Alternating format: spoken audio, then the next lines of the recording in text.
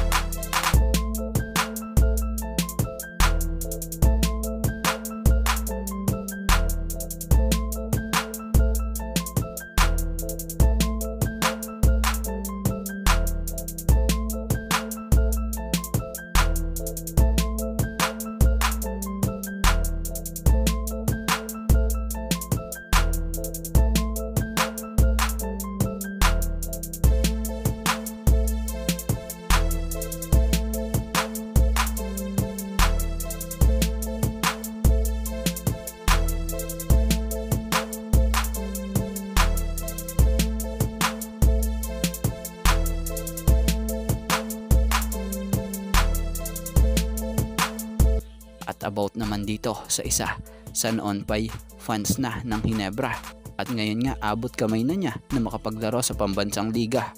So alam nyo bang isa si Richie Rivero sa pangarap ding maging kabarangay? Ayon nga sa isang pahayag nito, growing up, nung bata pa ako, kapag nakakaluwas kami ng Manila kasi nasa Isabela pa po kami, sobrang saya namin nang nakanood lang kami ng PBA. Makita lang namin yung Fast and Furious. Sobrang idol si Kuya Jay at Kuya Mark. So si Richie, bukod nga po sa Hinebra nga pala, alam nyo bang pangarap rin ito na makapaglaro rin sa Gilas Pilipinas? Dahil kung alam nyo lang na nanghihinayang nga raw ko itong si Richie dahil hindi nga raw siya naging parte ng Gilas Pilipinas para sa FIBA World Cup. Alam nyo bang inamin ito na gustong gusto raw sana niyang i-represent ang bansa bilang miyembro ng Gilas? So si Richie, kung mas pinag-iigi nga lang talaga nito at di hinahaluan ng mga negatibong issue ang image nito, mas papatok to sa tao dahil ang husay ng laruan at galawan nito. Dahil kita nyo nga naman kung gaano siya ka-athletic at kung gaano nga po kasipag sa court. So kung sakali mong mapunta ito sa Hinebra, basta mapapasok dito sa PBA at kunin to, po pwede naman. Kaya lang, tanong, gusto ba siya or fit ba siya sa sistema ng Hinebra? So, ano opinion nyo rito? So, ito nga lang po muna mga ka-teammate, ang ating sports pasada. And thank you for watching guys, and God bless everyone.